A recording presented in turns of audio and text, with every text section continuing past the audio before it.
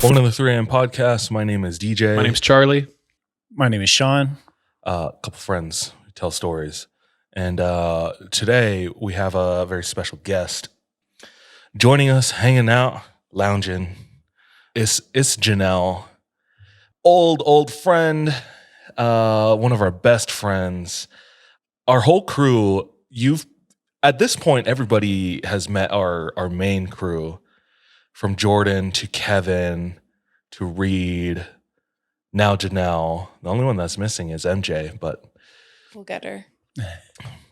I'm not counting on it. No, I can do it. Okay. If anyone could, it's you, because Yeah. it's definitely not her husband. Actually, it was. But what's up? I said I was going to go into it like I wanted to keep that life super separate. That's part of the reason. I know you wanted to keep that separate. Because there's freaks out there. That's why he still hasn't been recognized. Yeah, because I'd be separated, bud. But yeah, we have Janelle over here, and it's we're glad to finally have you. I'm so excited to be here. This is my dream come true. Is it? It really is, yeah. We all worked together at a restaurant, which is how most of us came together. Like me, Jordan, Jordan and Sean were in the Philippines together. And then Jordan and Charles grew up together, kind of. Went to high school together. No, But other than that, like since we were like the 10. restaurant brought us together. Oh, okay. Yeah, the restaurant brought us together. And at the time, Janelle was teaching. She was a first grade teacher. Yep, first grade. And then you made a big move last year. Yeah, I did. Now I'm in tech, and I dabbled in sales. And I think I still technically am in sales. I do customer success. So it's really thrilling. Yeah. I love it so much. Wow. Now that you work with all these bros, what is your ranking as far as bros go in the world? Like you have your tech bros, your crypto bros, your sales bros, Gym bros. your gym bros. How do they all rank against each other? Who do you hate Tinder most? bros. Yeah. Who do you are there any that you love that you're falling for, that you're sweet on? Well, I love the sales bros, mostly because I feel like I am one.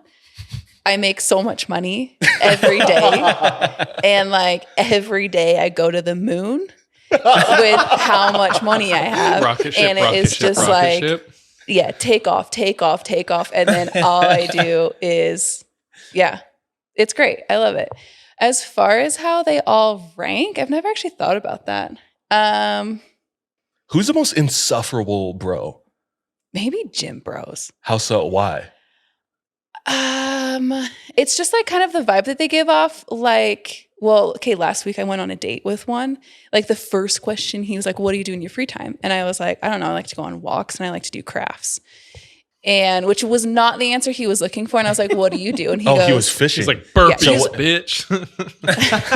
Yeah. And he was like, "I go to the gym." And I was like, "I don't care." By the time you finish your sentence, he's like doing push-ups Yeah. on the floor of Cheesecake Factory. Like his veins were like, I don't know. But I don't know. They just like look at themselves in the mirror all the time. I do think that they can be funny though. But the physique doesn't compensate though?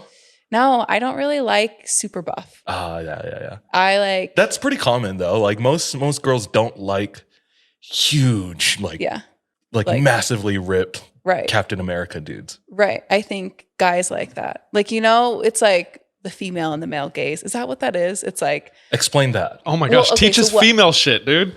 What I always thought of it, I was talking about this morning, I think, where I think that like guys think that they should be more buff, right? Because that's what girls want. But I think that's what guys like, right? Like if I don't know, maybe correct me if I'm wrong, but if you see a picture of a guy who's super buff, you're like, that's what every girl wants. But I don't really think it is. And then girls do it the opposite way where it's like, but maybe this is wrong. So tell me what you think. Because I will look at a girl who's like super skinny and like super toned, and I'm like, that's what I should be because that's what guys want. But I think it could be the opposite, where it's like, I don't know. It's more. Like I think it's more like the makeup and like the dress for guys, where it's like, I think like for guys, it's like I think and I'm not speaking for all guys, but the ton of makeup and like the super dressed up all the time is like, that's the girls doing it for girls, not for guys. Do you know what I'm saying? Right. Like, would you Right, guys and agree? Yeah, I would. DJ. DJ doesn't. No. Give me that Brazilian butt lift. Give me the fake lips and there. No. DJ wants all the makeup. But yeah, no, I know what you're talking about with the male gaze. Like I feel like guys that will expect like to post something and then all like what girls are supposed to be like flooding in the DMs. Right. And it's But like, no, it's just like dudes like jerking each other, you know? Like, yeah, so just big circle jerk all around, both genders. truly. Yeah. Can I tell a story about how we met Janelle? Yeah, go ahead. Yeah. So, like DJ said, we all worked at a restaurant, and I think we all trauma bonded through this restaurant. That's like how we became super close. And then about a group of 10 of us started traveling the world together, and Janelle was a part of that. At first, no one knew her. And someone was like, hey, should we invite Janelle? And no one had really interacted with her. And the only perception was she's like a elementary school teacher. And we invited her to a really hard trip. So everyone was like, I don't know, like underestimating her. That was not me. That was other people. Yeah. Yeah. I don't want to name her name. And so Janelle, little did we know, Janelle's from the East Coast, so didn't grow up doing a ton of outdoor stuff. A lot of us were pretty big hikers and pretty avid campers and outdoors enthusiasts at the time. And we were going to go on a 12-mile hike down to Havasupai Falls in Arizona in the desert. It's Backpacking. It's a rough hike. And so we invited her, and none of us knew, but she had made a goal to start saying yes to more life experiences so that she could like experience more. She like just made that goal, and then we asked her, and she was like, you know what? Yes, I will go. Is that true? Before this, before this, and also the longest hike I had ever done was maybe to like Bridalveil Falls. No. Yeah, Bridalveil Falls, or the other one, Stewart Falls. Like it was like maybe a mile.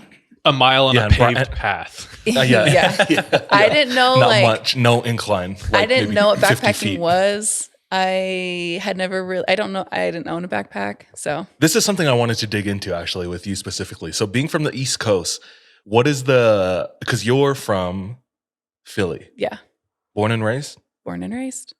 and then you moved in high school and went to Jersey, or you spent summers in Jersey. Yeah, I spent middle school in Jersey, and then I would go summers in Jersey. So before we go to Havasupai, like what is the outdoors mean to somebody from the East Coast? Nothing. We had this place called 5 Mile Woods down the street from me, and it was just like trees, and which like there's a ton of trees like in Pennsylvania. Like they're Jersey is everywhere. the Garden State. Too, Exactly. right? It's stunning.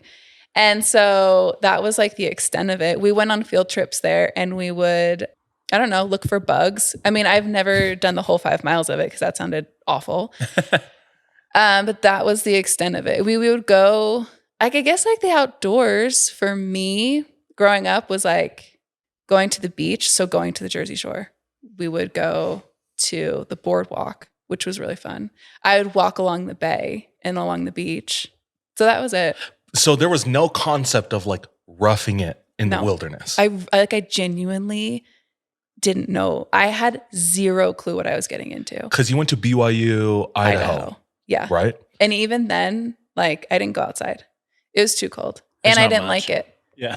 So what was like your first experience like doing something that you like something outdoors that you never did back east? Was it like, did you guys go like, did you do like bonfires? I had my homie Will, who's also from like Jersey, Philly. He was like, yeah, somebody invited me to go camping when I first moved to Utah and was going to college. And to us, camping was like just going and doing a bonfire in the woods for a night, and then we all went home. Yeah. And then when they had like these tents to sleep in, I was like, are we animals? Is what he literally said. He was like, we have homes. Why are we staying out here? Like to him, Yeah. it was just a foreign concept. Yeah. Because also growing up, my family had like a motorhome. So even like, so we would drive up, like we drove up to like New England once. Like we would go up to New Hampshire and to Maine. We had friends who had a lake house up there. And like I never even sat in a car for more than like 3 hours. Like a normal car, because this was like a 12-hour trip in our motorhome. I've always slept in a bed. And I do remember. Okay, because we would have like girls' camps with like church and stuff. And so I remember the first time I went, I straightened my hair. I had bell-bottom jeans on. Hell yeah. And I had this really Camp Rock. cute shirt. Yeah. I had Looking and like I was Shaggy from Scooby-Doo. yeah. It was a dope outfit. And so I was like, this is going to be awesome. I like I think I packed in a suitcase. And then like they showed us our tents and you had to like get all the spiders out, the daddy long legs. And so you have to grab them. I never touched a single one of them. And so that was probably my first experience to it. And I hated it. I liked it, but I didn't. So yeah. So then besides that was have supai when we went. I had no idea what I was getting into. And what was that like? It was good. Like, I feel like I liked it. I was like, well, I don't know what I packed in my backpack to this day. I couldn't tell you. I remember some things. Well, okay. Yeah. Tell me. First of all, this is what I thought. I had never really interacted with Janelle at all. Mm-hmm. And I was like thoroughly impressed. She didn't complain at all. Cause like you will go do hard things with people and all they do is complain. Janelle, do you remember you had a crazy sunburn on your lower back? Oh, I and your do. bag. So like imagine the lower back just like highlighter Yeah. red, and then her backpack was resting on it and just rubbing on it for like 10 hours. And I just remember you being like, my back kind of hurts. And like that's like the only complaining Yeah. you did the whole time. And I was like, damn, dude. Do you remember? Okay, I remember this now. That made me think of this. Was it you? I don't remember. It was like someone had spray sunscreen and then like. Was it Kevin? I had It spray might- baby powder. Okay, someone had like spray sunscreen and like sprayed it, I think, to be nice, and it just burned because it was like it was not skin. It was just like a burn. Yeah, so it killed, and I was like, thank you. Because I also didn't know anyone. I was like, well, I don't know who these people are. Well, dude. And then, okay, so Janelle comes on that. She says yes. She does this very brave thing, very outside of her comfort zone. All of us respect the hell out of her. And we're like, we immediately plan an overnight backpacking trip to the top of Timpanogos. This is like the next weekend we got home. And we're like, let's invite Janelle again. She's like, she was down. Let's do this. So you came to that. And then on that trip, I almost killed you. Actually, I saved you and then almost killed you because didn't you not have a sleeping bag? I don't think I did. So I gave you my sleeping bag. Y'all did the halfway temp hike. So we like hiked up 4 miles or something, camped right near the summit, and the plan was to summit and then go home. Leave the your next day. stuff. So, but in the middle of the night, I was freezing to death because I was sleeping in a hammock in shorts because I gave my my backpack or my sleeping bag to Janelle. And then MJ was all scared because a deer brushed up against her under her hammock. So in the middle of the night, we went and slept in the same tent as Janelle. And then she was like, it's really wet in here. And I was like, Janelle, it's just condensation. You're fine. And she's like, I don't know. It's pretty wet in here. And I was like, Janelle, it's just because there's 3 of us in this small tent. You're good. It's condensation. She's like, okay. And then we went to sleep and we woke up in the morning. And when I looked over in her corner of the tent in the morning, there was like 2 to 3 inches of water pooled.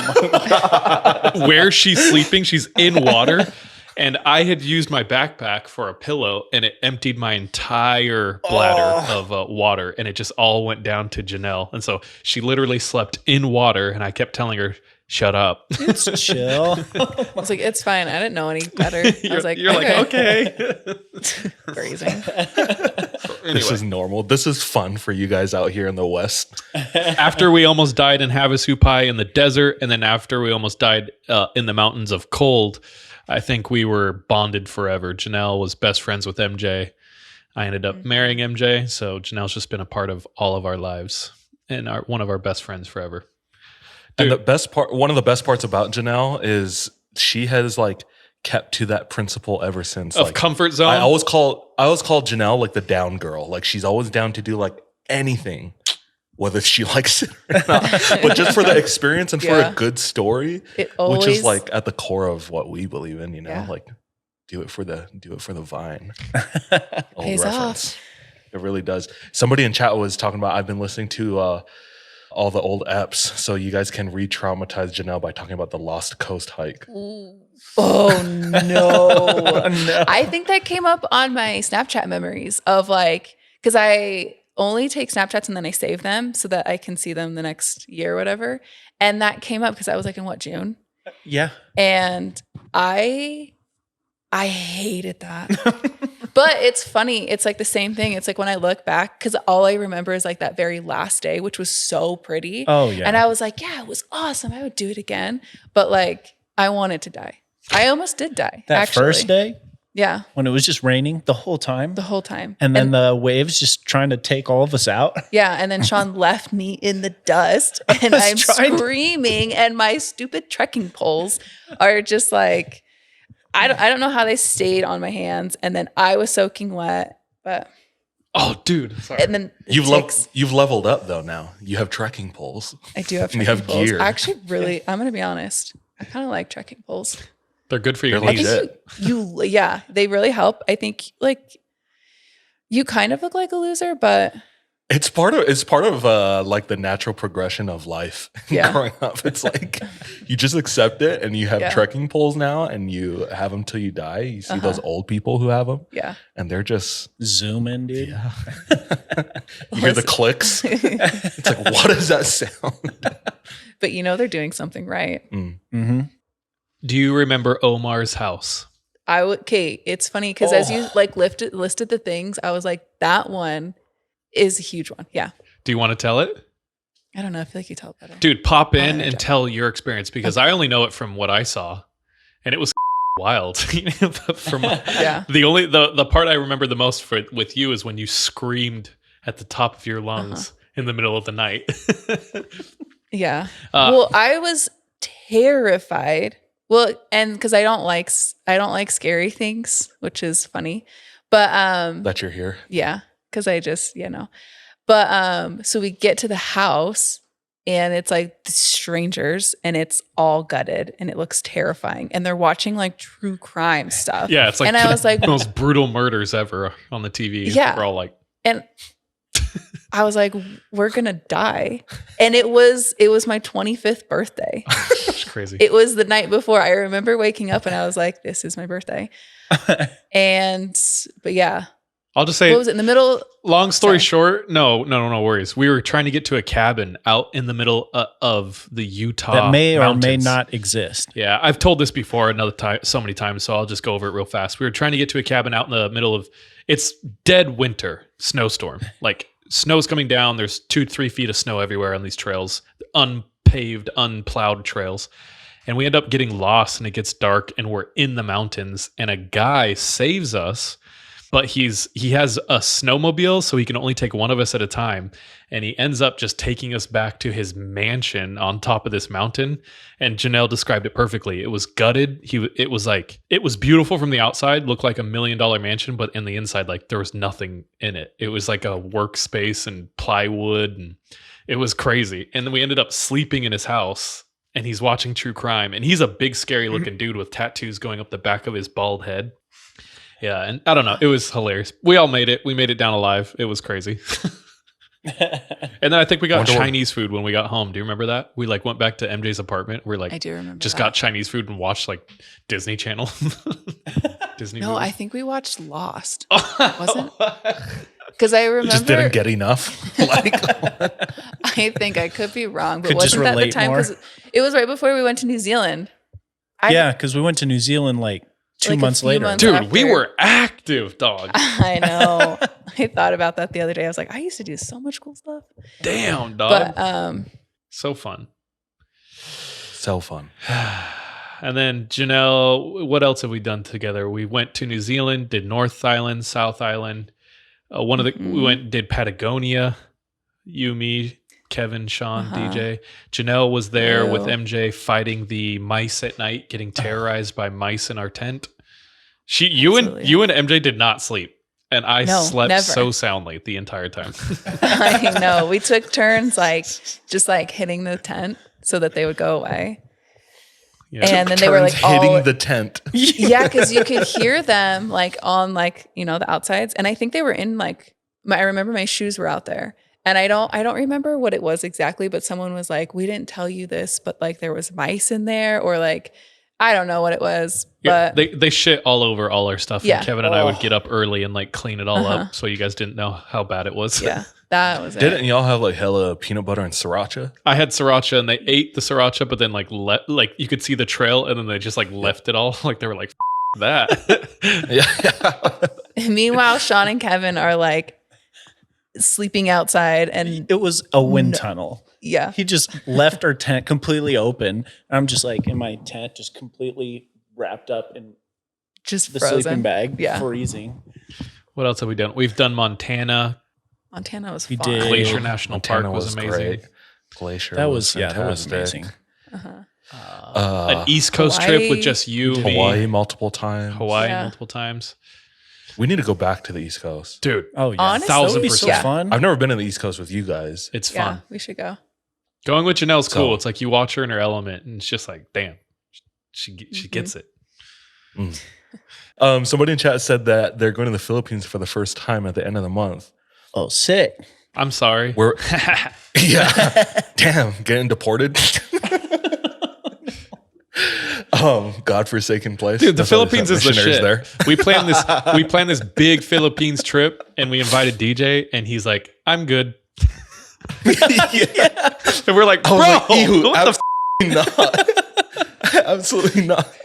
dude, it was so dope, dude. I would go back to the Philippines in a heartbeat. Well, here's the thing. When you go as a missionary, you don't go and do fun things. I know, No, but you don't. none of us were At least the badged fun up. things I did None of are us were off going record. as a missionary.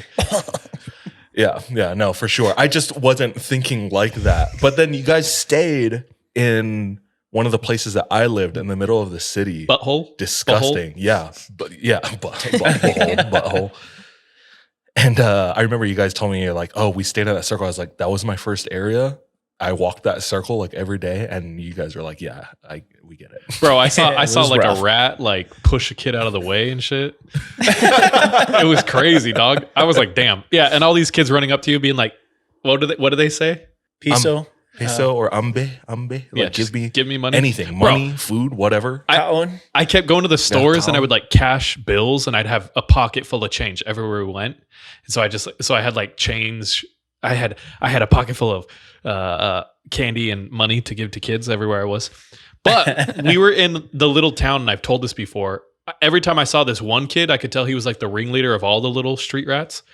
And so I'd give him a one bill, $1, but to him he was freaking the out. And then the last day we were late for an excursion to go island hopping, and I couldn't find Sean.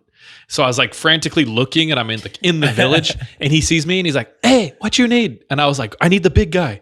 And he just disappeared and was darting through alleys, and I'm still looking for Sean. And then a minute later I hear, "Hey, he's down here." And I see him and he's pointing this way, and he led me right to Sean, dude. It was crazy. So then I gave him a $20 bill, and later I saw him on the beach with all these sodas, and all the kids were around him looking at him Just damn. living it. He had these huge LMPs or whatever. I don't know, big ass sodas. I can't remember what sodas it was. What soda do they drink there? It's the Besides Coke, Royale. Royale, I don't know. there's the maybe that orange one. soda. It's the orange soda. Yeah. Yeah. It was fun. RC I Cola. love I have such a. You remember when we went snorkeling and stuff, Janelle? Mm-hmm. That was fun. It was Did you guys so go with the whale sharks Yeah. Yeah. in Cebu? Yeah. Did they chum the waters? Yeah. Yeah, they did. Tight. They That- brought them up. Yeah. It was cool. I really liked it, but it also, I remember that was the most touristy thing we had done. Yeah. Yeah. And they also have invisible jellyfish in there. that were stinging the out of me. Yeah. So I was looking got at the stung? sharks, and you're just getting stung, bro, the entire time. Yeah. But you can't see anything that's in there. And it was Yeah. this weird. I remember asking the guy, and I was like, I'm getting what? Anyway, he's like, it's invisible jellyfish. I don't know if it was actual, if that's real or not. but- Because I got stung by jellyfish in the Philippines. bad. Really? And like before I got stung, I could feel the water like tingling. What were you doing in the water? Around me? It was the second time when I went back for like the relief effort after the typhoon. So still wasn't even vacation. Yeah, I know. That's why you hate the Philippines. You had I a was building service homes. project. Yeah, I know. I gotta stop thinking of others. Yeah, I fuck start thinking about them, dude. myself, dog. But yeah, we went to the beach one day, and yeah, I was in the water, and the water felt like electric at one point. And I was like, we have to get out. There's jellyfish really close. So everybody got out for a second, or they like moved over, and yeah, like right when I was almost out, like this wave washed over, and it just like wiped across my calf, and I still have scars from it. But for like a week, I was in this third world country with like cavities in my leg. What? Like just like, yeah, it was gross. It had like burned into my skin like acid. It was crazy. Like it was almost like Swiss cheese, but on my calf. What? So I still have like a little bit of a scar from it, but it was gnarly. And it like stuck to my leg. So I like grabbed it and then threw it on the shore, and it was like crystal clear. So like in water, you could not see it at all. Yikes. So it was like a clear like cellophane packaging almost. It was weird.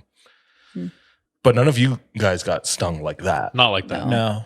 Oh, dude, remember when Janelle got Janelle stung did, in, though. I in have, Hawaii? In Hawaii. Yeah. And I was left And all of to us my were laughing. death. Yeah. Picture this, right? I'm in the water. I get stung by a jellyfish. And so I scream, I've been stung. And all of us. And it's not even like, there are like 6 to 7 guys. And who pulls me out? My soulmate, MJ.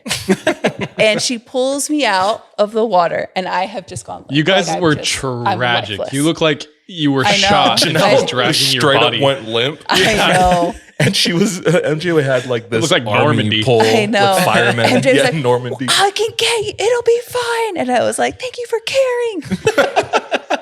And so then, 6 huge dudes. yeah, I remember you guys all just watched. And so I was pulled up onto the sand. And then at that point, was it you that told me to like rub sand on it? So I rubbed sand on it. And then like eventually everyone was like, oh, like we can help, whatever. And I was like, it's too late. I don't care. And then we started the discussion of who gets to pee on you. And it ultimately ended up being you. And then I peed on myself because Did that help? I want to say yes, but I don't The think it did. sand? What about the The sand? sand did. The sand like helped. I came through. Yeah. I came through Okay, with that was helpful. that ancient knowledge. Yeah. But yeah, and then it was someone on the trip said that it's like a myth that it doesn't work. But to prove him wrong, I was like, no, it works. Even though I Love knew it. it didn't. Yeah, like- where are places that you guys do not want to travel to? You do not care about. Great question. Dubai. Actually, yeah.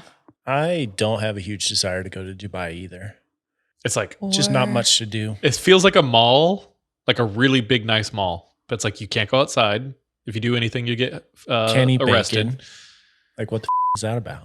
It's just like Vegas inside to me. It also just seems like everything is kind of curated because it's like you can go skiing, but inside. That's what I'm saying. It's like a mall. You know, where it's like, yeah. and they have like a really cool golf thing on top of a building, I think. I could be making that up, but I'm sure they do. I'm 100% They do. probably, yeah. it they just probably like do. seems kind of dumb. Yeah. But I don't know. I've heard cool things. I know. I've heard amazing things, but I don't know. It's like the last place on my list. How about you, Deej? I feel like Dubai could be fun, especially as a man. Because we can drive I cars. feel like women should not. Yeah, women should not go to Dubai. I know, dude. It's because they get treated like shit over there. Mm. You guys don't want to go to Paris. I know that. really I would wanna go to go to Paris if Paris. we did like Sean- catacombs or cathedrals. You know what Catacombs would be cool. Well, it's funny because Paris, like, I feel like most of it's not chalked up to what most people think it is. I mean? Mm-hmm. Like, it's a grungy city.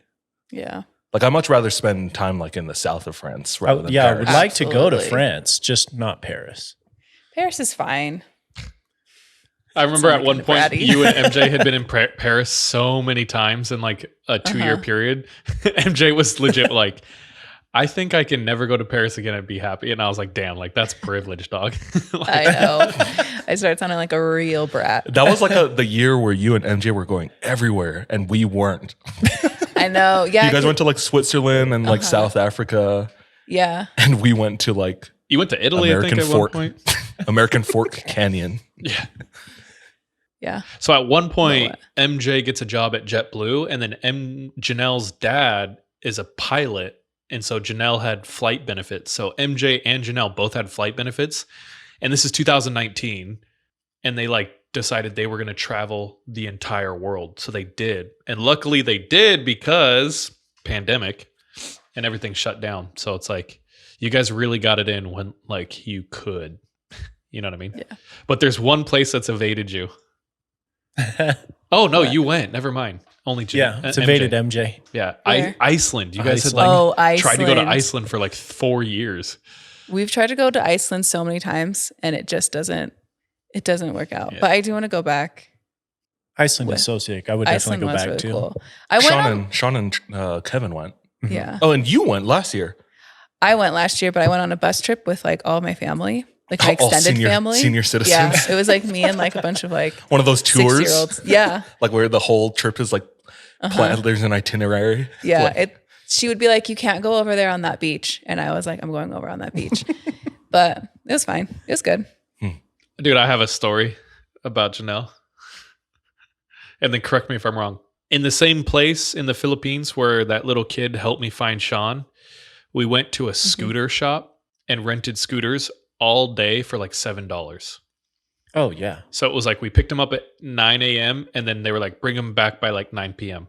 $7. And they're like, okay, give us your passports. And we're like, actually? that is in no way profitable. Yeah, dude, I know.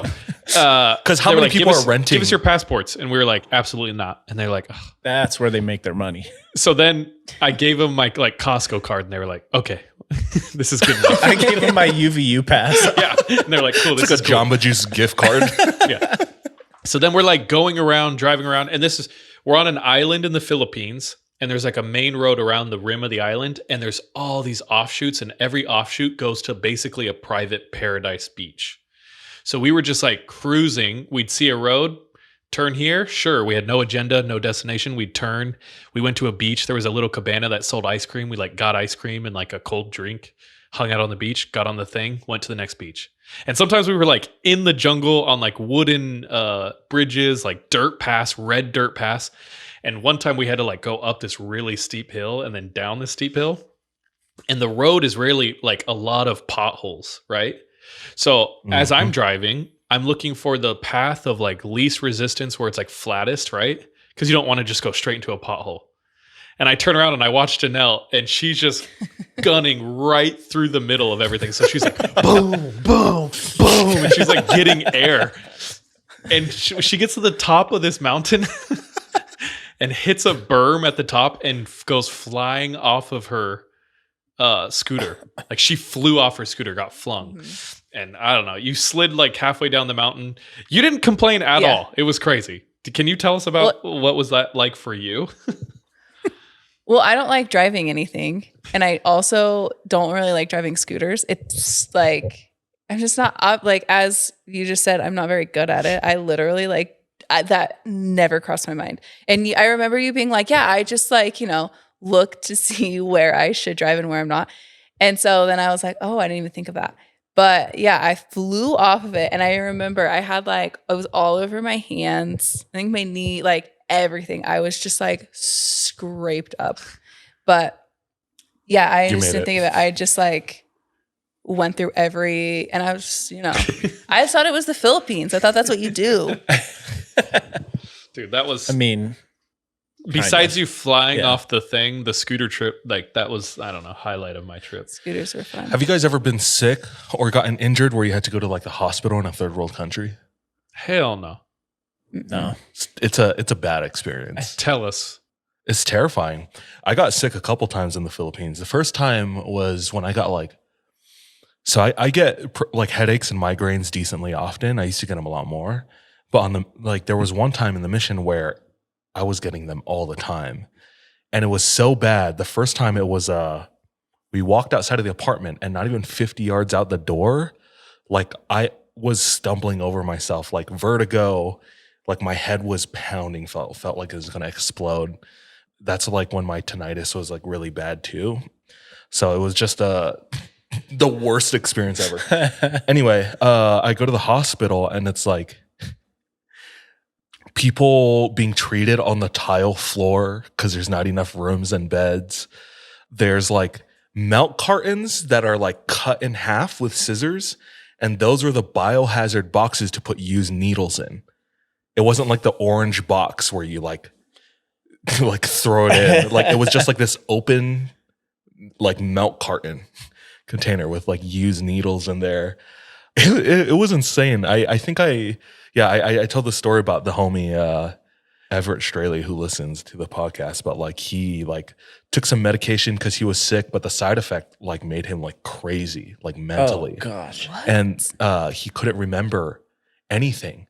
He went through like some weird bout of psychosis, and like anyway, I was like with him in the hospital.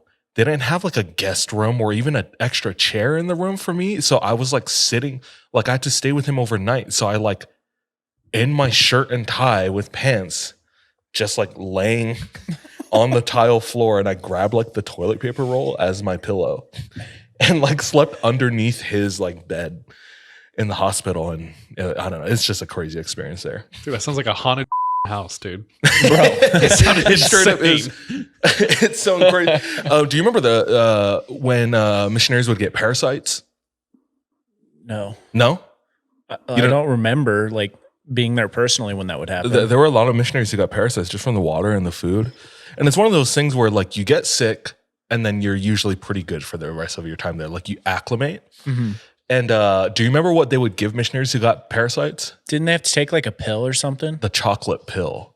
Oh, it's what? In their Yeah, butt? it tasted like chocolate. Yeah, I don't know. I don't remember what that was, but the rumor was like at night, it like the worms, they would say these parasites, they're active at night. They're like nocturnal. Whoa. And when you sleep and your body's like docile or just like dormant, they come crawling out of your orifices.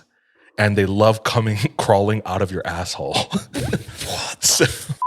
The What? I don't know So anything about this. I remember my companion was like, I have a parasite. I was like, I got you, bro. Like when this thing peeks out, I'll get it for you. So I was just like in front of my companion's asshole for like 8 hours one night, just watching for this worm to come out, you know? That's a way better movie than That whole Parasite. thing. I am the chocolate pill. Bro, should we get into what the hell we were going to talk about today? And with that, with chocolate parasite assholes, And with the Sarlacc pit. I think, Sean, we're going to do a deep dive today. Is that right? Yes, we're going to be doing a deep dive on some different cults. Now, I have prepared some stuff on what has been known or come to be known as the Narco Satanists. Bro, I think I've heard about some of this. The narco Satanists? The Narco Satanists. Dude, I feel like being a narco is already wild enough. And then Satanists. Drogas y Santana. What more? Muy loco. So earlier today, we were talking about a music festival. So that's kind of where I want to start.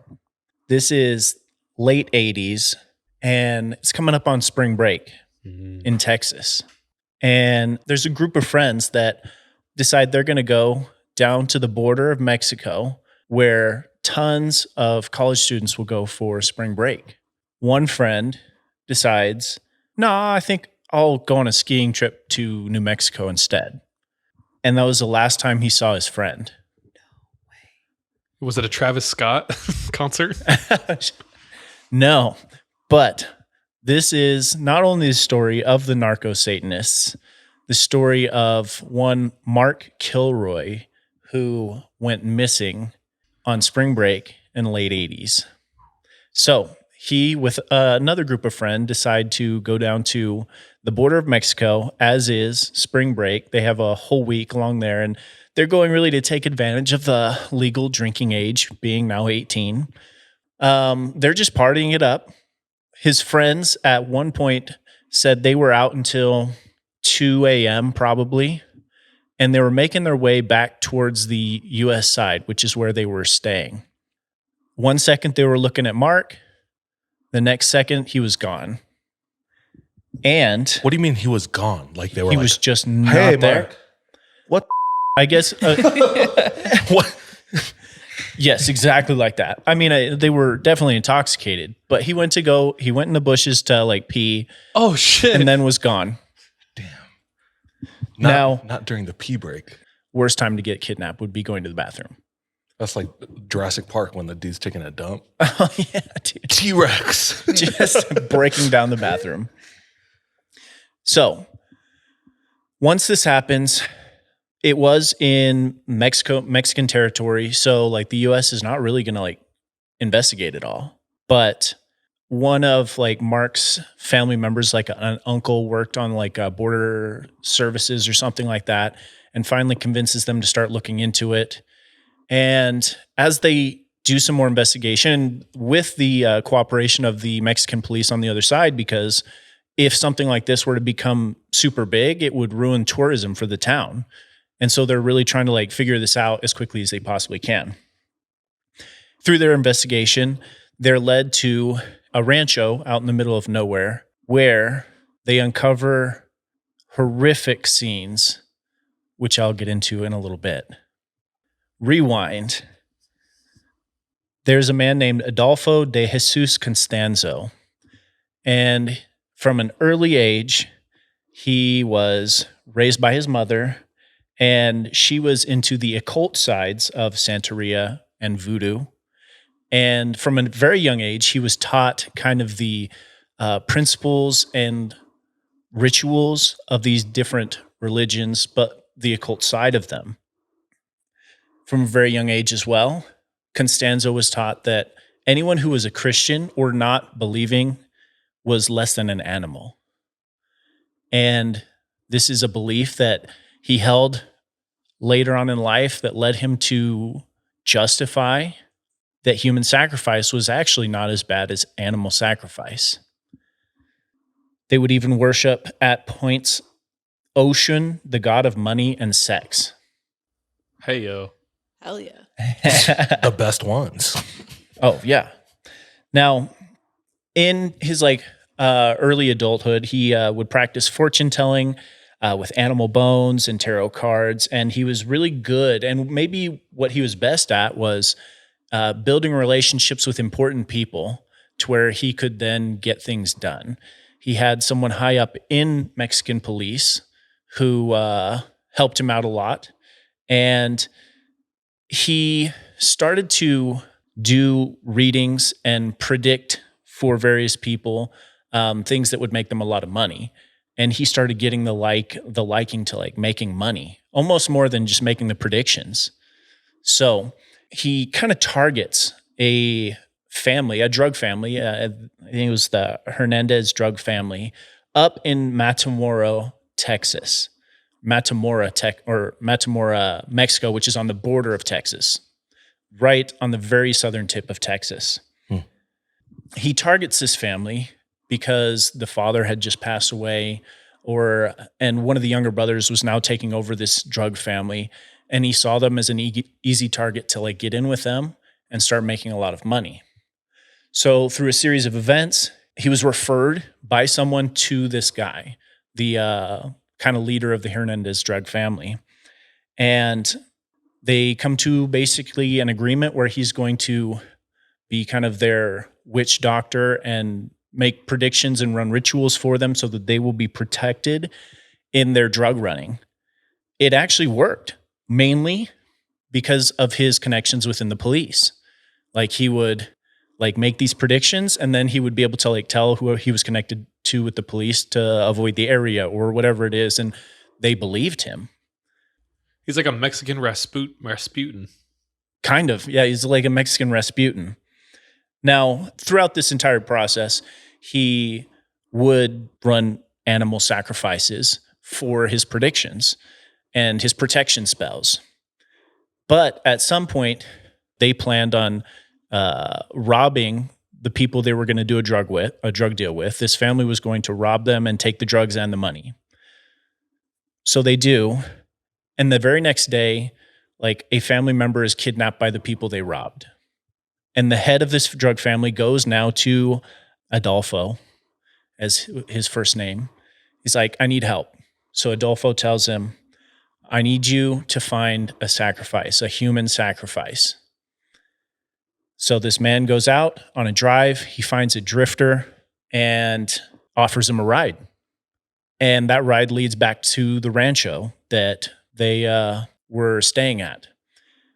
Also, trigger warning, there's like some gnarly stuff in these sacrifices. But the drifter is taken into, they have like not a chapel, it's almost like a barn built that they would do their rituals and sacrifices in. They bring this guy in, and Adolfo would cut off his fingers, his toes, his genitalia, and then start skinning him while he's alive. Ooh. And then at some point, as he's screaming out, he cuts his head open and takes his brain out and puts it in basically this cauldron that they would have, what is called an ngunga, which is a spell in this cauldron that is a protection or magic that will help them accomplish whatever it is they're trying to accomplish. He puts the brain in and then forces this head of the drug family to cut out the guy's heart. After all of this happens, the very next day, those kidnapped family members are returned for no reason. Like, police investigated, like maybe post after everything happened and everything comes out, they investigated why that happened. They could come up with no explanation. But the people that knew Adolfo and were in this little family or cult believed it was the magic. So that shit works. All of this was documented. This isn't like rumor. Like, this is documented. This is like Mexican. This is like Sean saw it on TikTok. Jeffrey DJ. Dahmer. It's real. I saw it on TikTok. That's crazy. No, so I don't want to get ahead of myself, but yes, this is documented, and we'll get into a little bit of that later. So because of this, Adolfo's Constanza's followers started to believe in him more and his magic more. And as he had now made a human sacrifice and had killed several times to this point, he started to get the taste for this as well. Mm. And there were people involved in this cult who said he was killing almost weekly, putting these body pieces into the ngunga, the cauldron. And ngunga, that doesn't sound Spanish. It's not. Well, so his voodoo, where does voodoo come from? From Africa. West Africa. West Africa. He was basically raised with voodoo and palo mayombe. So voodoo coming from kind of that western side of Africa, and palo mayombe coming from the Congo, I believe. But those kind of came over and became something differently once they hit, was it Haiti, I believe, and Mexico. Kind of the whole thing, though, is this ngunga is where the spells would kind of originate or emanate from. Once he would perform the sacrifice, then they would have power to then accomplish whatever they wanted to. Now, like I said, he was at this point killing almost weekly, according to some people who came out and talked about it. One day, they sacrificed a rival drug dealer who was selling on their turf.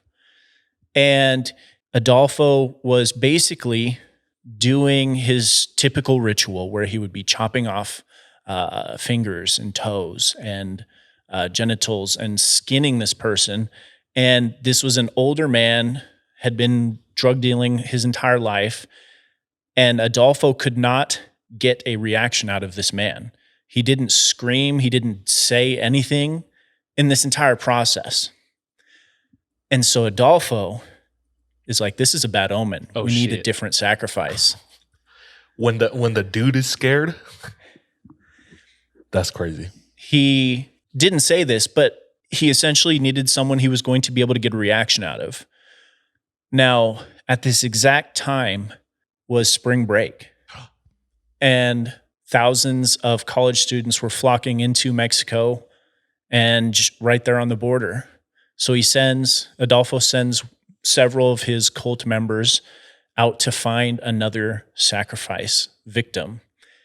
As they were driving through the streets of Matamora, saw this blonde-haired kid with some friends, and he stepped away from the group, and they snagged him. They took him back to this rancho where they were at, the Rancho Santa Elena, and tied him up and left him in the truck overnight.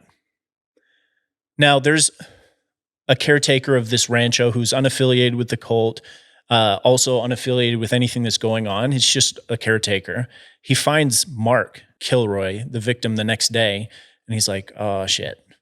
So he like tries to bring him food, and then when people are approaching, he has to run away so that he doesn't get caught trying to help their sacrifice victim.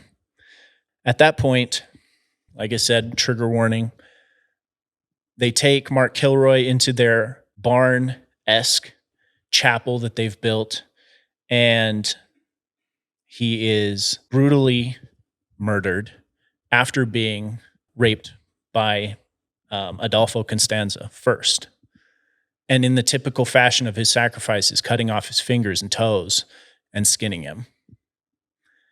After this happens, this is when the U.S. government gets involved because it was a citizen, and the police finally get involved because they want tourism to continue in this town because it brings in thousands and thousands of dollars every spring break.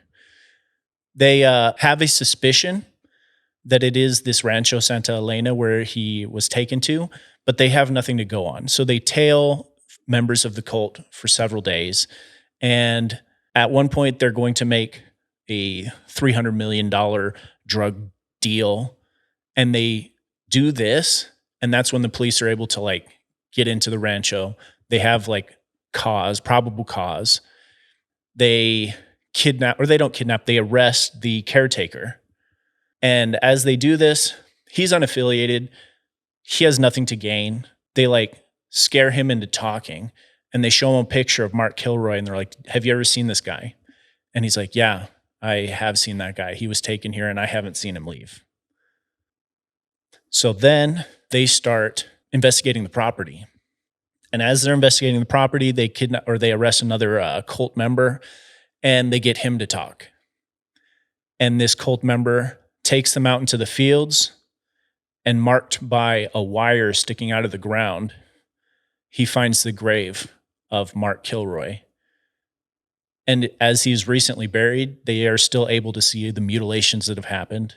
And the wire was to mark the grave because after sufficient decomposition, they would come back to the graves and yank the wire out, which was attached to spinal columns, and they would make those into necklaces. Now he takes them to this grave, they exhume the grave, and then he takes them to more graves. And he uncovers, I think, 12 or 13 recently sacrificed victims. And they take them to the Ngunga as well. And they find, I have a picture for you too, of the authorities standing around this cauldron that's filled with bones and who knows what else. This is one of the initial articles that came out about it. So this is just a kind of a artist depiction part of the article. But this is the Ngunga. I don't know if you're with the authorities standing around it. Now this is confiscated, and this whole cult is basically busted at this point. But when the police showed up at the rancho, Constanzo had already disappeared. He had been informed or whatever it was. He disappeared, took some of his closest followers to Mexico City. They're trying to flee the country at this point. During this period of, I don't know how long, probably a couple of days to weeks, he coerces these followers into a suicide pact that if they get caught, they're going to off themselves. They are holed up in an apartment somewhere in Mexico City and trying to find a way out. They're contacting plastic surgeons to see if they can get their faces changed and leave the country. And one day, the police show up at the location they're staying at, this apartment building, investigating a completely separate case. But when Constanzo sees these police, he freaks out and starts shooting down at the cops in the cars, thinks that they're there for him, and gives himself away, basically.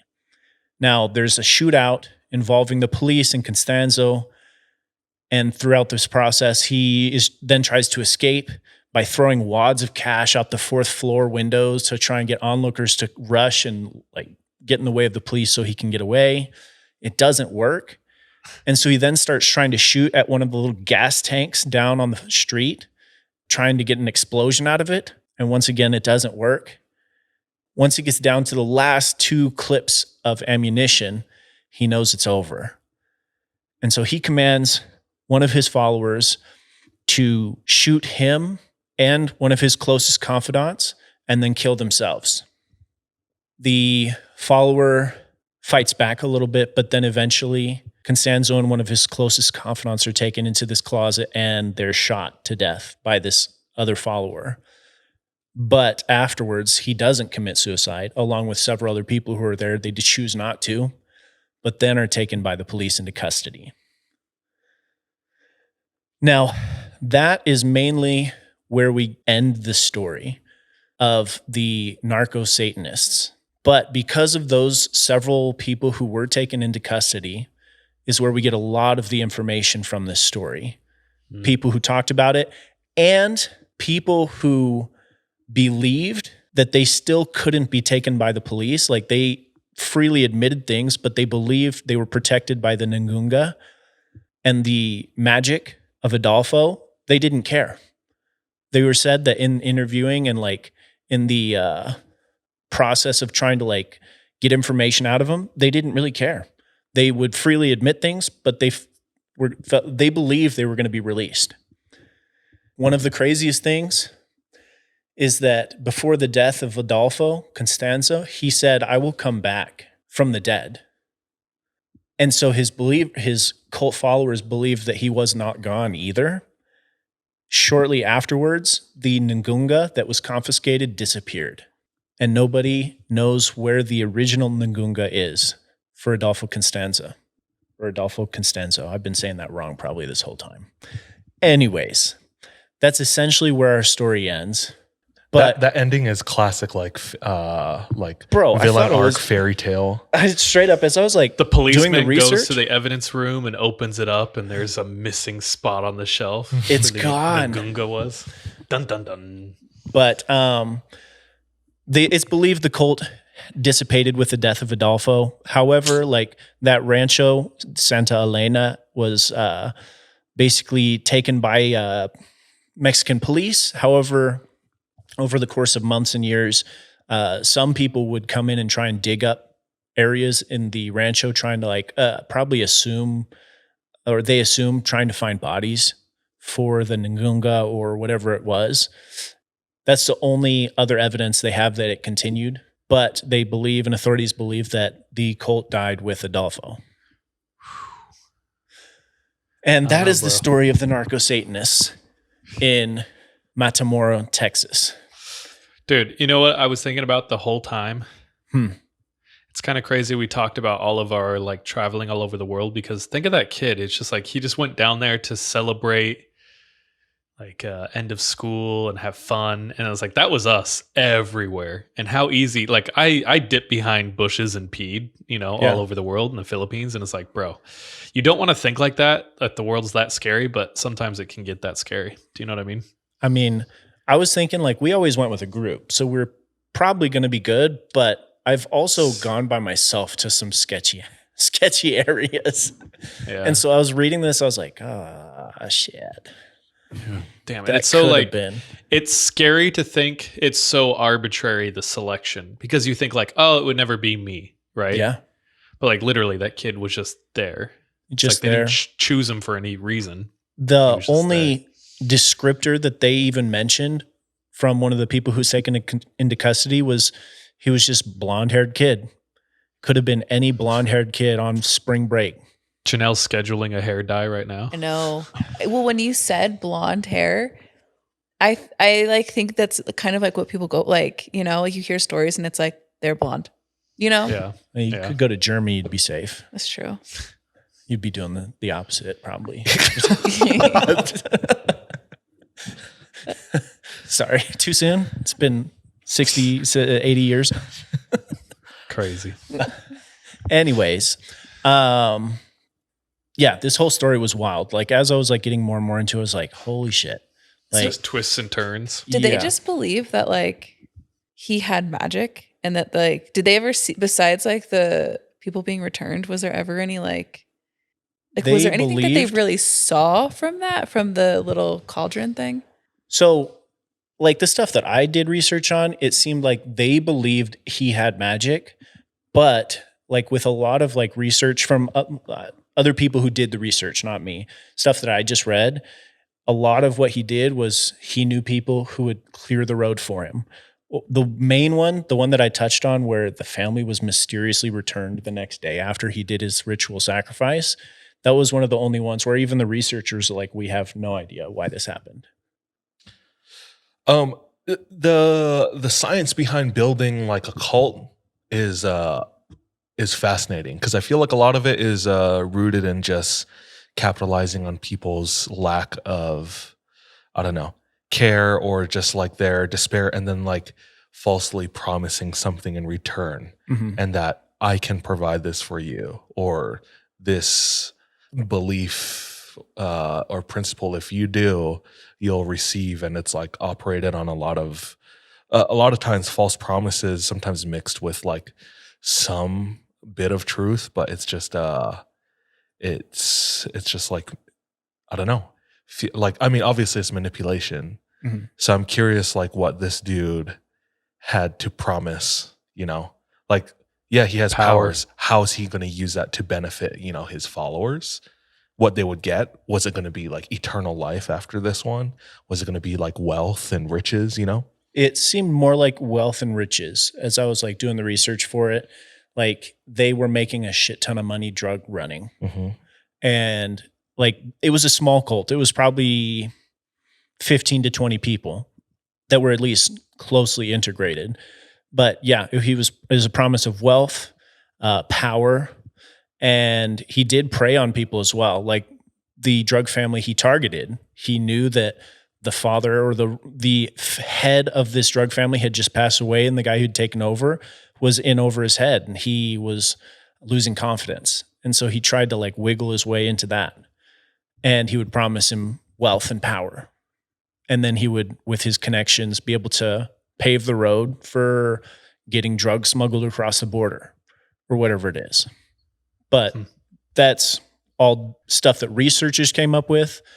The people who were involved believed he had magic.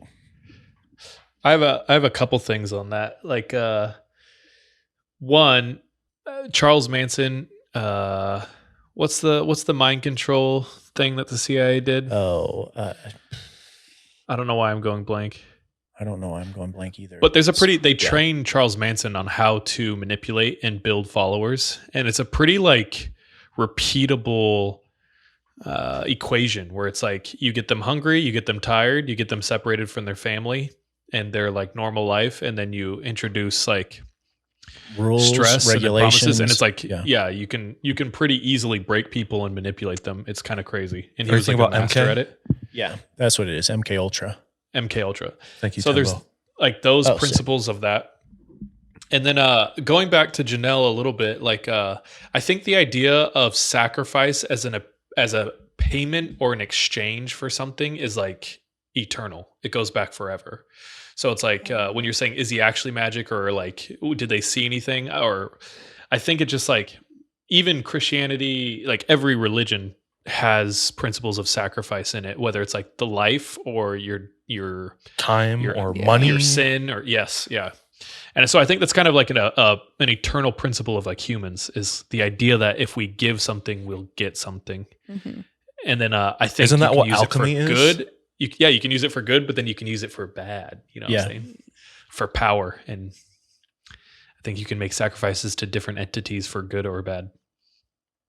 What law is that? For every action, there's an equal and opposite Newton's reaction. second. Newton's 69. second law.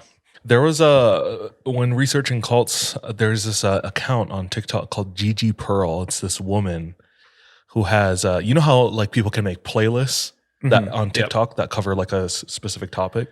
Well, she talks about like her deconstructing and running away from her cult that she was in for 20 years, that she joined when she was 19 and then 39 like ran away. And she talks about like her plan and how she got out and what life was like in there. And the playlist, she takes like, because TikTok is like 3 minutes per video, like the limit, I think. I think you can do like 12 or 15 now or some shit. It's crazy. Okay. Back then it was a little shorter, but she has like in that playlist, there's over 100 videos.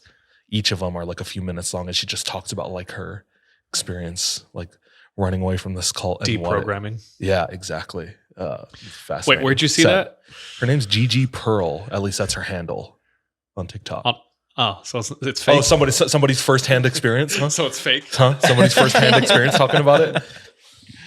I said your firsthand experiences.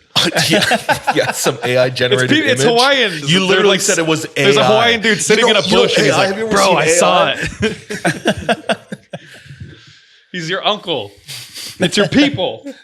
I'm just kidding. I'm just teasing. DJ, Rogan had. Do you guys know who the Westboro Baptists are? The what? Westboro Baptists. Westboro Baptists. They're like the group of like born again Christians who hold up signs that say God hates FAGS. Yeah, yeah. So the Westboro Baptists, though, one of the daughters, she was like hard out into it her entire life. And she saw one tweet that made her question one thing that led to like conversations and stuff with the outside world. And slowly she deprogrammed. So she went on Rogan and talked about her experience. And it was insane to like hear her. She like can fully remember believing those things. Do you know what I mean? Yeah. And then like being outside and looking in. And even us, we have a lot of friends who used to be hardcore Mormons and then who aren't. And it's like a very interesting like dynamic when your belief shifts and stuff like that. Do you have something tonight? I do. Deej? Yeah. Sean, do you know what both of us are covering? I actually have no idea. I was going to say, you should choose the order. I'm going to roll for it. DJ, is yours a story or history or what is yours? A little bit of both. Okay. I'll go. Okay. Well, let odd this number, decide. DJ. Even number, Charles. Even number, Charles first. Okay. Let's go. Okay. I want you to imagine running barefoot in the Central American jungle. Okay. Apocalypto. Yeah. You hear footprints all around you. Stamping, stomping. You hear a whoosh, a sound, a crack, and everything goes black. When you wake up, you don't open your eyes, but you're hot, it's loud, and you're wet. You're covered in sweat, and you open your eyes and you see it's more than just sweat. You are covered from head to toe in blue paint. And the chanting of not only the priest, but the thousands of onlookers are getting louder and louder and louder until the blade goes into the air and gets plunged right into your chest. Still conscious, you see the priestess, or the priest rather, pull your beating heart out of your chest and hold it up to the sky, still beating, until everything finally goes black. Because you're dead. We're taking it back. We're going to central Mexico. The year is 1300 to 1521. We're going to talk about Aztec sacrifices. So not necessarily a cult. I want to talk about the sacrifice part. The term Aztec. Really, let's go for it. 100%. You're right on. Good gut check. Dude, listening and doing a little bit of research on this, Apocalypto was really good. Really well done. It's kind fantastic movie. Yeah, and it's like there's a lot of elements in there that I think was spot on to like the historical accounts that we have. I will say, I want to preface the historical accounts that did survive and made it to today is potentially tainted by accounts of people who wanted to conquer or take over the Aztec people. But I'm going to do my best to share things that are substantiated with evidence through archaeological finds and things like that. So who knows the real story, but this is the best idea of what we have, I believe. So the term Aztec does not refer to just one group of people. This is like Central Mexico, Central America. There was a lot of different peoples that kind of get called the Aztecs. So it's almost like the United States and then like someone from Pennsylvania or from Washington, right? So all these different groups of people kind of were thrown under the banner of Aztec.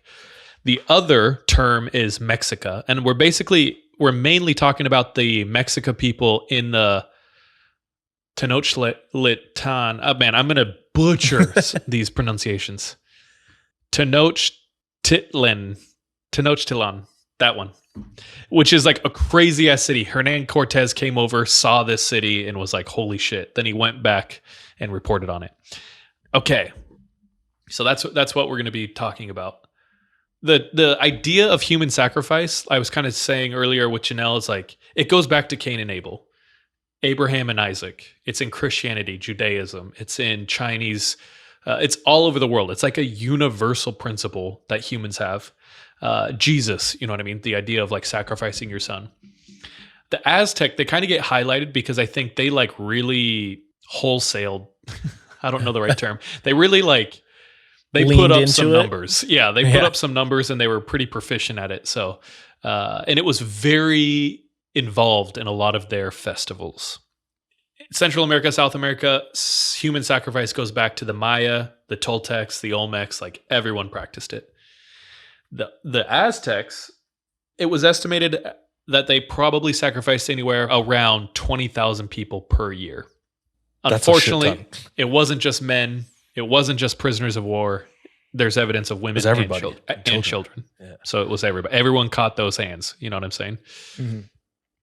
The Aztecs, they had a different calendar, and they believed that every 52 years was like a cycle, and that the world would potentially end every 52 years. So in order to like not have that happen, in order to divert bad consequences, they believed they had to make the payment of human sacrifice to the gods to prevent this. And they got this idea, the original idea, there was like 5 sons who sacrificed themselves for the Aztec people. And that's where like a lot of that comes from.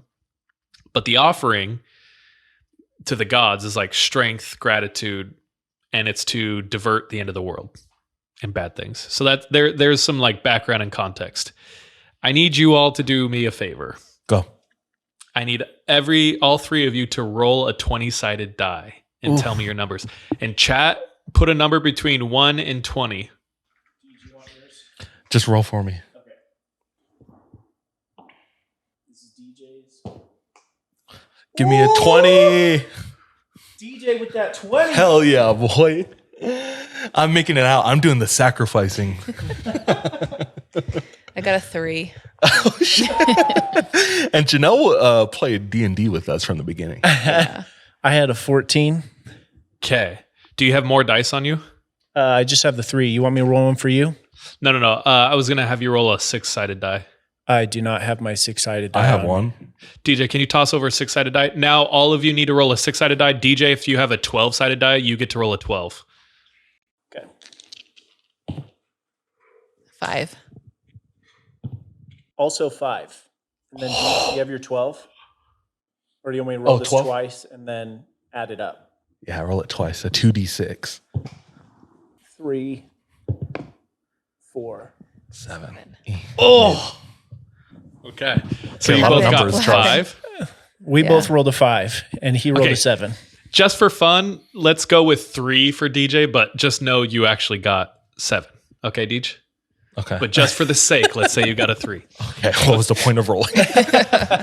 No, because you don't actually suffer the fate. Those 2 suffer the fate. Oh, okay. Hell So- yeah. It's always DJ would have gotten, if he didn't hit the skill check, you would have gotten Xihuitzquetzlia. Oh, hell yeah. I love that. The god of fire and heat. Oh. Whoa. Ooh. You two rolled a 5, so you get Shipitotec, the god Oh, of ooh. rebirth, agriculture, seasons, and craftsmen. I'll take Listen, Ocean. I think that sounds one awesome. from my story, the sex and money. There you go. So, like I said before, the Aztec had so many festivals, and at every festival, human sacrifice was like involved. And they did these sacrifices to 5 main gods. The god of warfare and sun, Huitzilopochtli.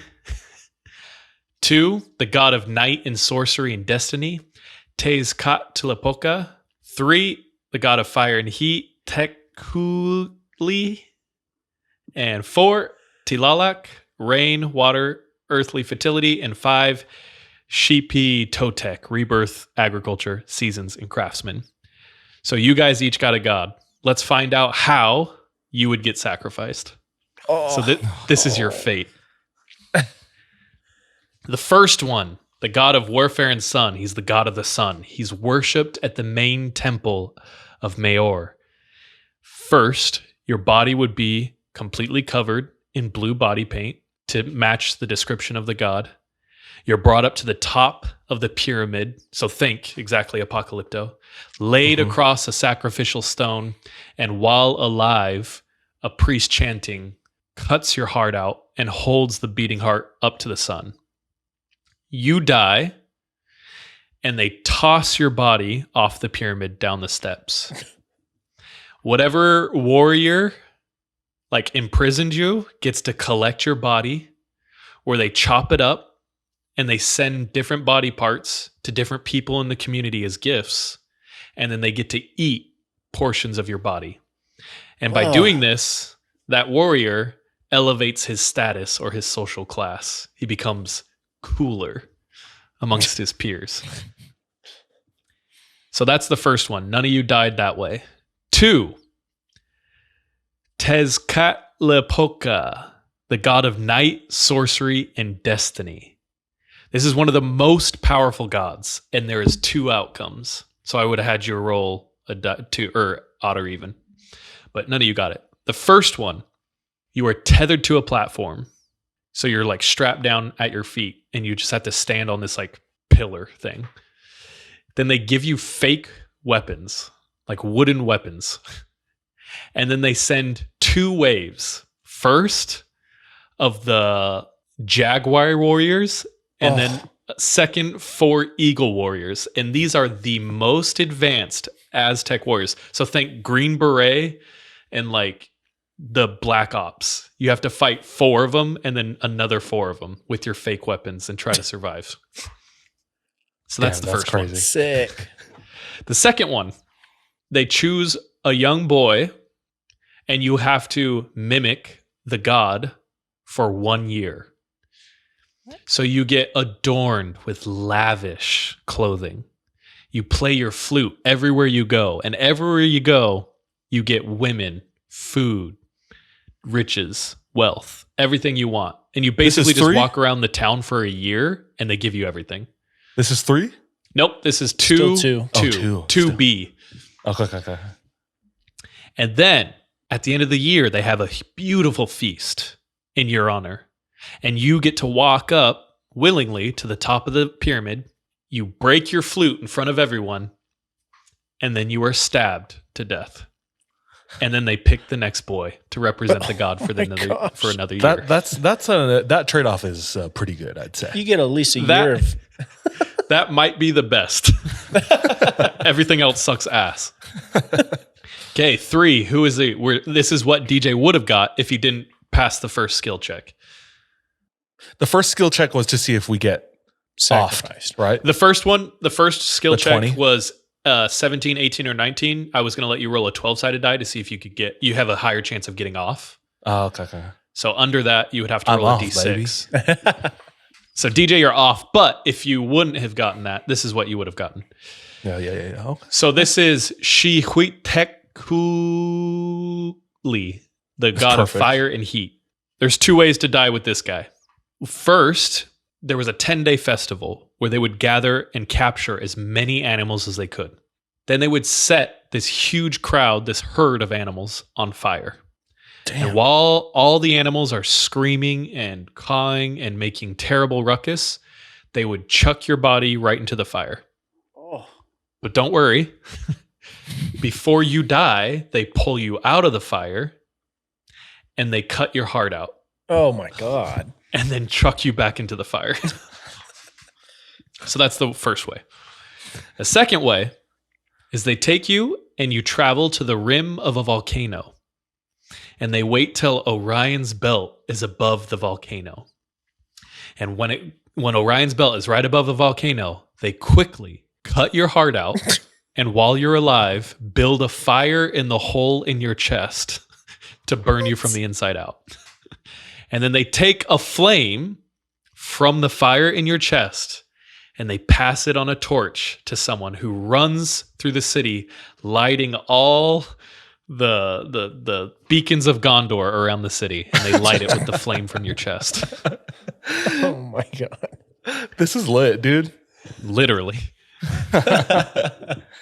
4 is Tilaluk, rain, water, and earthly fertility. Yikes, this one's scary. This one requires a very specific sacrifice or person.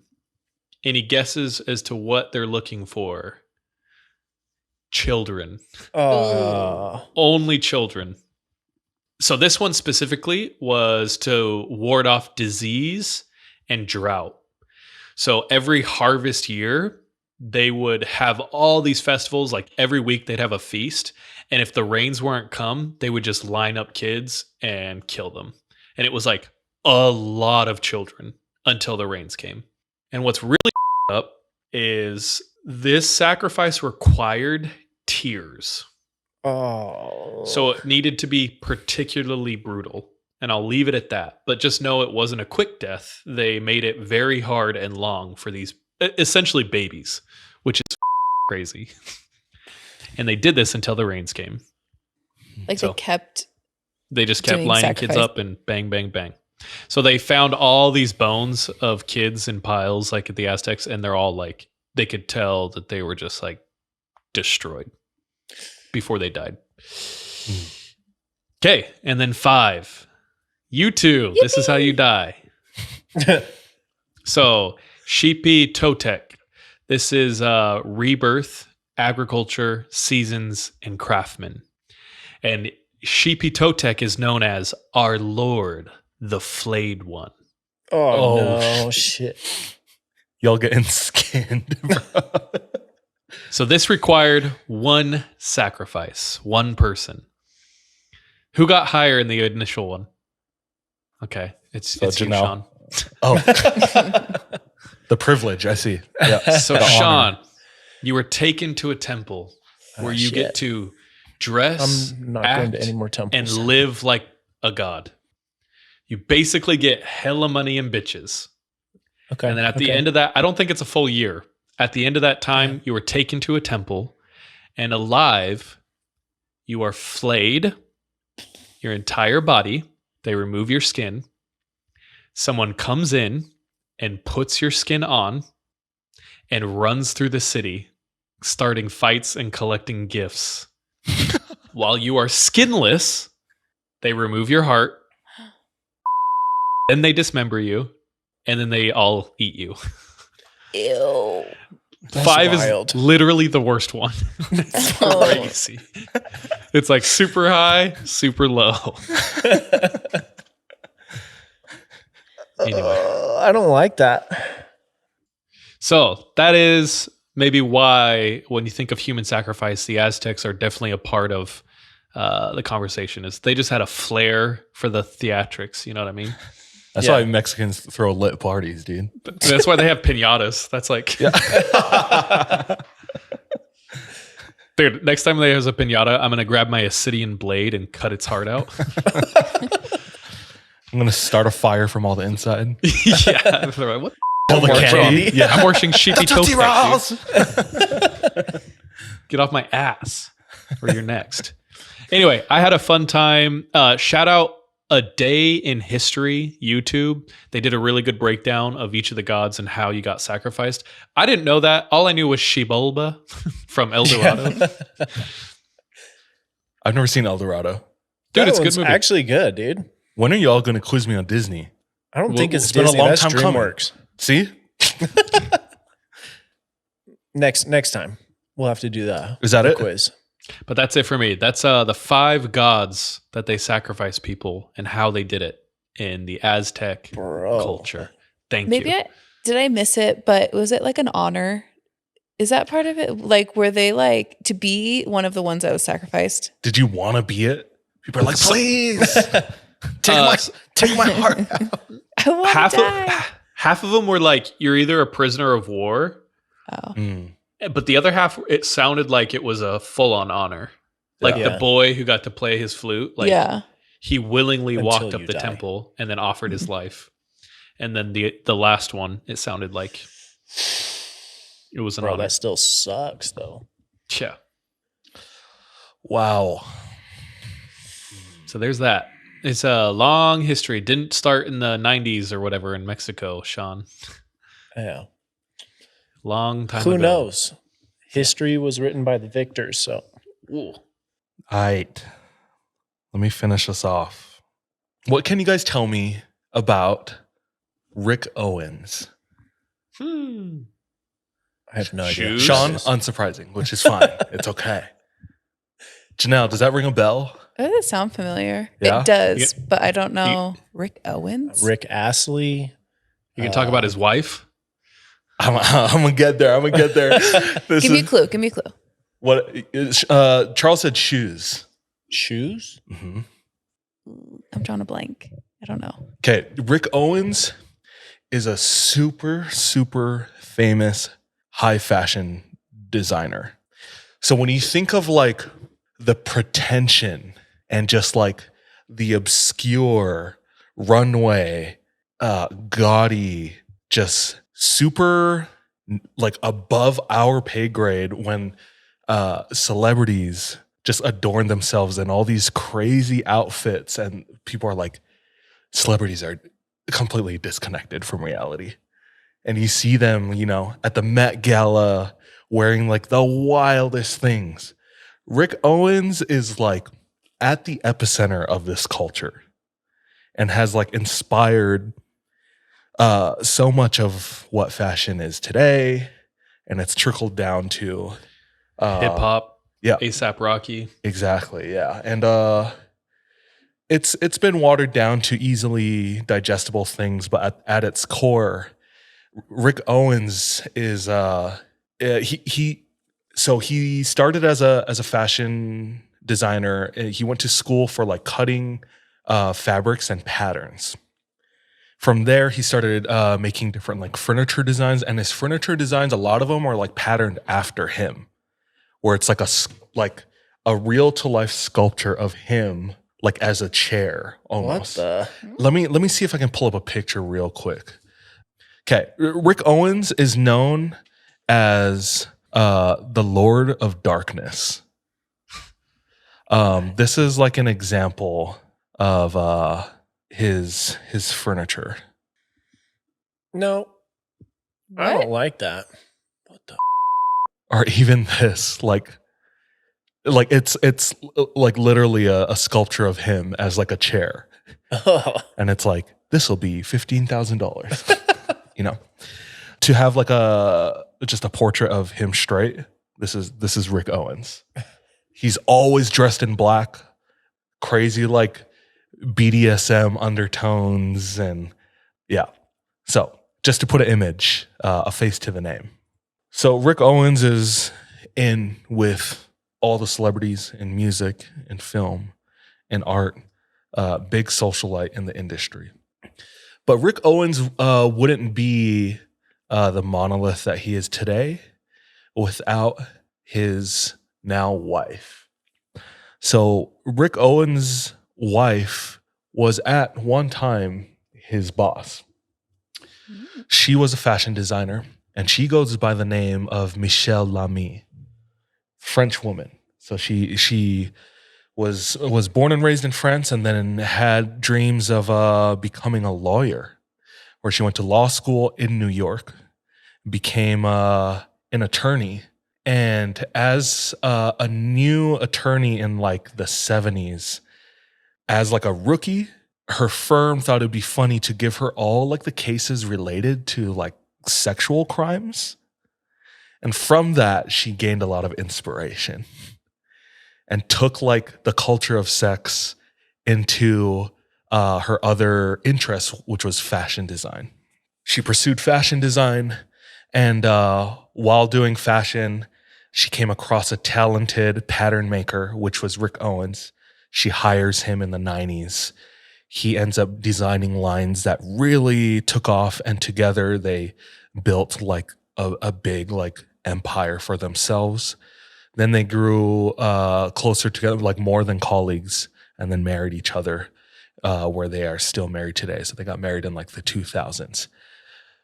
Michelle Lamy is, there's a ton of speculation around her. There's like rumors started about Michelle.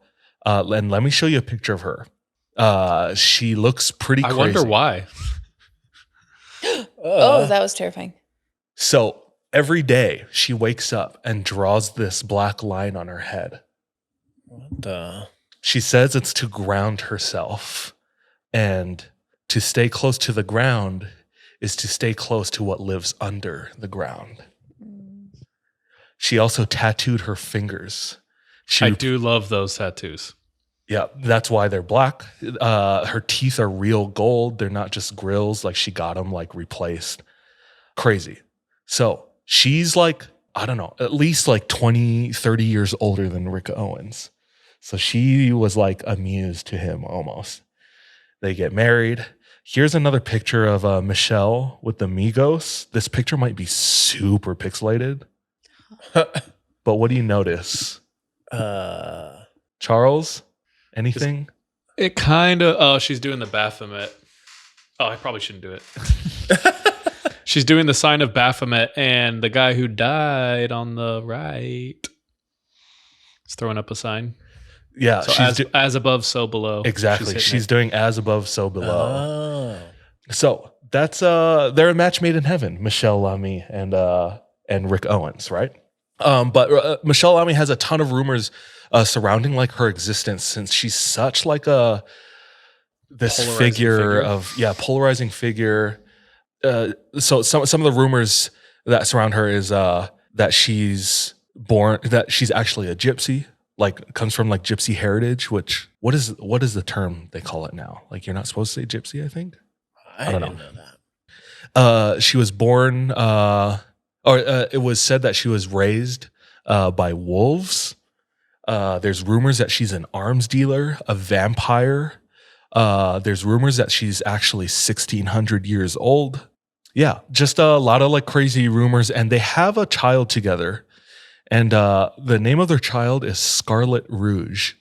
And in interviews, Scarlet talks about how her mom never spent time with her and wasn't a mother figure. She was just kind of like a cool person, how she puts it. And it's weird. To me, it feels like, personally, if you ask me, it feels kind of sad when she talks about her mom. She holds her mom in high esteem, but then she's been like quoted in interviews saying things like, my mom wasn't a mother figure to me. She was more so just like an idol almost. And I just had to like let go of my expectations of her as a mother. And once I did that, then I was able to look up to her in like this other light. It almost feels like she's like gaslit herself into like viewing her, like being okay with her mom not like being there for her anyway, growing up. But now like they like hang out, they like work on art together, they work on fashion together.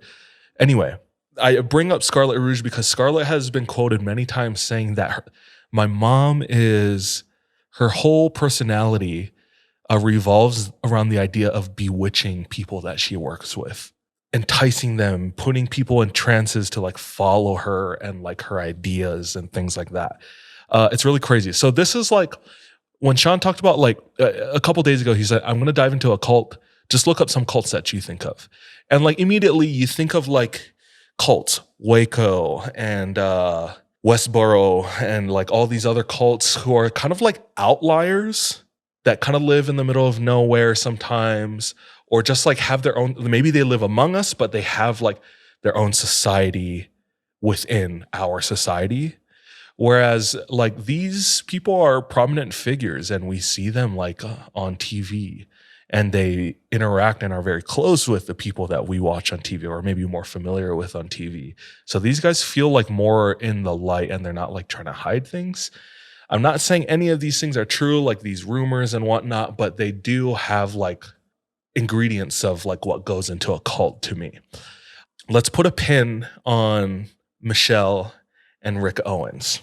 And we're going to go back 200 years to the forests of Armenia. And in Armenia, there's a region called the Shikaho region, and there's a forest. Shikaho. And in 1809, there is a story of a woman, dark-haired, beautiful, beautiful woman. At this time, she's 19, and she has a newborn. And because she was so young and had her baby out of wedlock, the village scorned her, scarlet letter, and wasn't supportive of her. So she does what any damsel in distress does, and she goes into the woods, seeking for the witch clan of the Shikaho Woods, where she seeks for resources and help and powers to provide a better future for her child, and not just that, but for all of her offspring. And she's not only looking for like food and shelter, she's really looking for, since she was beautiful, she's looking for beauty and fame and fortune for her offspring. The name of this woman is known as Kekel Kardashian. What? Kekel Kardashian, for days, walks through the woods with her newborn. And she's working through the woods, and she's told, if you follow your heart, you will find the clan. Be careful, as the witches will demand much of you, more than you can imagine. So during her walk through days of hunger, she finally finds a mouth in the mountain. And within the mouth, she sees faint traces of flame and shadows cast on the walls of the mountain. Slight movement flickering throughout. And she yells, "Witches, hear me." And her words echo through the walls of this cave. And she says, I'm looking for a better future for my kin. As a sacrifice, I offer you my soul. After that, these shadows materialize into actual figures, and they approach her. And they say, a soul is what you have to give, and a soul is what we seek to take. From there, they instruct her, if fame and fortune and physical beauty is what you're looking for, then you must perform the dance of the Shikaho for us. And there are pieces of artwork illustrating the dance of the Shikaho. A tutorial, perhaps. A tutorial. Find it on Pornhub and OnlyFans, where you basically perform naked, because this was the witches, the clan of witches. This is their favorite form of entertainment. It doesn't stop there. For this dance, the dancer is adorned with many organic pieces of costume, which includes a hedgehog on your head, a leopard's tail from your buttocks, the tiny beaks of two snowcocks on your protruding nipples, and feet placed in the severed paws of a giant bear. Snowcock nipples.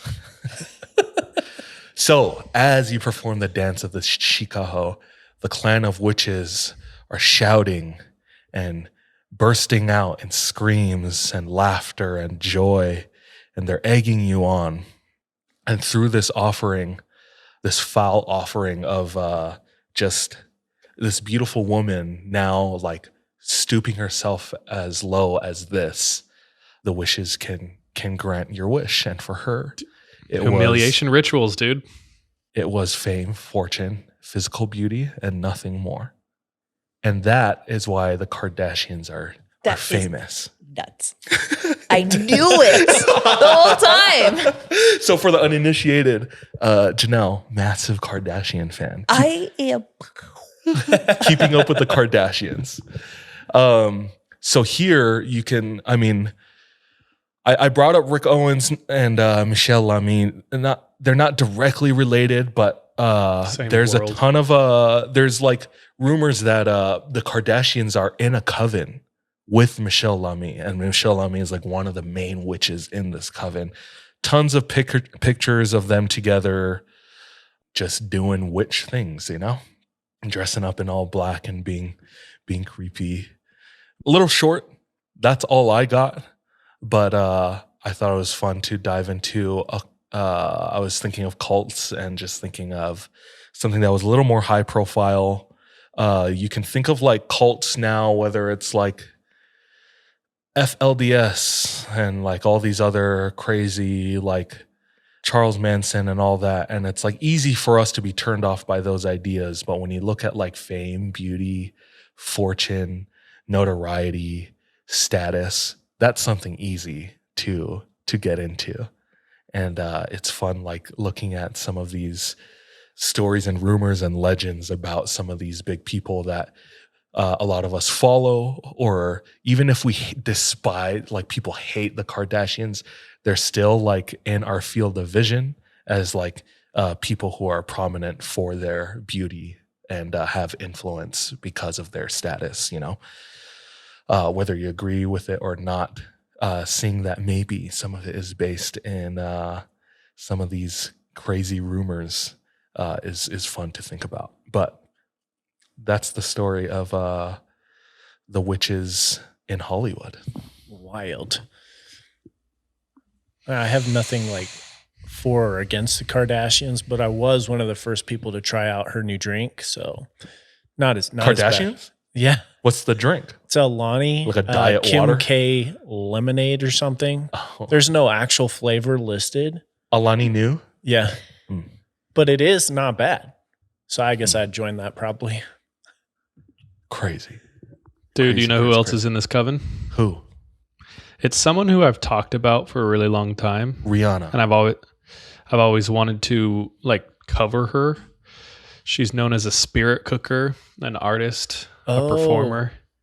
Marina Abramovic. Yeah. I didn't remember the name, but I remember you talking about her.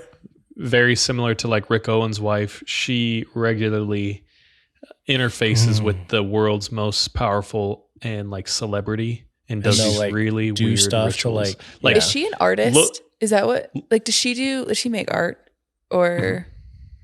Yep. I feel like I've heard of someone who is. Lady I don't know if it's Gaga that- did like a retreat with her where she made her like eat raw meat naked in the forest for like 3 days. See, but that doesn't sound that bad. Dude, it's crazy. That's not that far from, you know, what Sean follows on what Sean's algorithm looks like. What's the big dude who eats the primitive diet? or Liver whatever? King. Liver yeah, King? actually, Liver no. King here. Don't watch his stuff because he's fake. He's fake now. Yeah. Anyway, she's a very interesting character and Marina definitely probably in the coven. Abramovic. Oh, for sure. For sure. Yeah. Somebody in chat said she had an exhibit performance art where she let people do anything to her body for like 6 hours. Yep. She sat there and What? people would like walk up and slap the shit out of her or just like touch her or whatever. And she just sat there silently.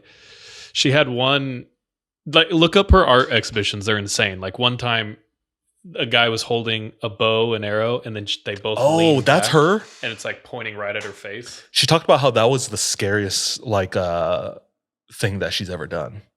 Dude, yeah, she's done a ton of stuff. Her and one of her lovers started at the ends of like the wall of China and like walked. By the time they got in the middle, they broke up and they never saw each other for 6 years. And then while she was doing that exhibition where she would sit in the chair and do nothing, he showed up, hadn't seen her for like 20 years or something, stared into her eyes for 6 minutes. She just broke down, he broke down, and then like he left and like they never saw each other again. Wow, All this what stuff. a what a There's tons of performance piece. That's wild. She constantly has these parties where all the elite of Hollywood come and they like, there's a fake dead body in the middle of the table, and everyone's like eating out of the fake body. And like if you look at the photos, it's like everyone famous is there. Beyonce, Jay-Z, like everyone. All the classic Illuminati people. Well, during COVID, I think like when Ellen was doing her stuff from home, was it her artwork is in the background? Yeah. Yeah. Okay. She then it's depicts like, you know, the Balenciaga thing with like kids. Yeah. She's very in that vein. So it's like kids without faces. And there's already a big conspiracy theory about kids without faces. Yeah. In the elite that I've talked about, but I won't bring it up. Crazy. Wait, crazy. so this Kettle Kardashian lady, she started this. That's the legend. Okay. Yeah. What's her name? Kekel Kekel. Kardashian. Kekel? Kekel Kardashian. So, I mean, dude, what's your source on this? What's going on? Internet fodder is not off the table, but I mean, The top everything two we've links talked are about so far. TikTok. When I Google this. Listen, TikTok has made me a better person. So Same. I trust it. I did get a lot of this from actually there were like a couple, like I watched a bunch of interviews on YouTube with Michelle Lamy, and then people in the comments are talking about like read this article somewhere on Reddit, somewhere from like publications. So that's where like I got a bunch of my stuff is like started on YouTube, suggestions. I read further into it. I knew a little bit about Michelle Lamy. I like followed her on Instagram for a bit. And then I was like, okay, this feels weird to be like following her at this point. But Rick Owens, like just being into fashion, like Rick Owens is huge in fashion. He's like, I don't know. He's like a LeBron James in fashion almost. Yeah, like a staple in high fashion. Yeah. No. Yeah. No, dude, I love that. I was not expecting that going there. Yeah, You know, that story when I was reading about like the Armenian forest, Shikoho, was really fun to me. That was way a fun. fun story. So I'm It's very I'm glad you were holes, here for like it. I like that. Madame Zeroni. Yeah, exactly. Yeah, that's what it felt like to me. And even when you look at her, like her jewelry and like how just It's probably like, based off her, dude. it's a crazy that's a crazy look. Come on. I mean, the Dude, fingers I always tatted think are about kind her of dope. fingers. Yeah, her fingers are crazy to me. Like Yeah. They're so tattooing dope. that. Yeah. That would be wild. Yeah. Fun. Well, dude, Janelle, you did it. Any thoughts? What was know. your experience like? This was so fun. I just liked it. You know, pretty learning a lot. And it's also, look, I just got to hang out on the couch with all you Yeah, it's not guys. bad. Yeah. Gang. I didn't ask, did you want to share anything tonight? Or next time? Next time. Ooh, I don't have leave anything them to hanging. share. Leave them wanting more. Yeah. Perfect. All right, Thanks. dude. I say we close the pod. Yeah. Let's go. Thanks everyone again for tuning in. It's been a pleasure to get a second one in 1 week. But yeah, we appreciate y'all. But until next time, trust your gut, watch your back. Bye, love you, be safe. Be careful out there. And Janelle? What do they say in Philly? I don't. Oh, Yeah. With whiz. whiz wit out. Yeah. No, whiz wit. Whiz wit. Whiz wit. Yeah, because we want the onions on that. Yeah. Whiz we want wit. that stank breath. That's a good sandwich. Okay, bye.